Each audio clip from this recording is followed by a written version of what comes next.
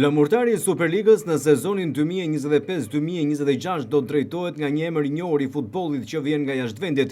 Spanjolli Carlos Garcia do të jetë kreu i ri i pankinës vlonjate. Ai ka lindur në Barcelonë dhe ka luajtur në Spanjë me ekipet e spanjollit Real Betis, ndërsa jashtëvendit luajti për Maccabi Tel Aviv dhe Alanya Spor.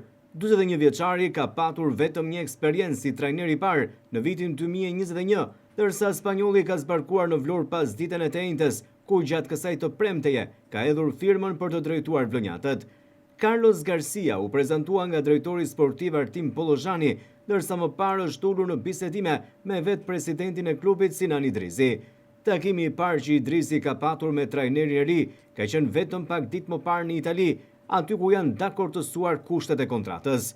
2 trofet, titulli kampion dhe Kupa e Shqipërisë janë 2 kushtet apo 2 objektivat madhore që janë vendosur trajnerit të ri të flamurtarit.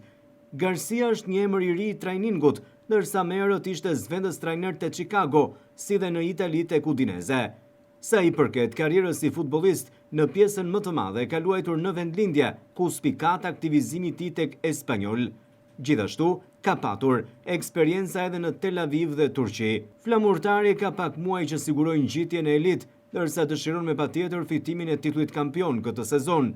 Carlos Garcia është trajneri i dytë spanjoll që vjen në Vlorë.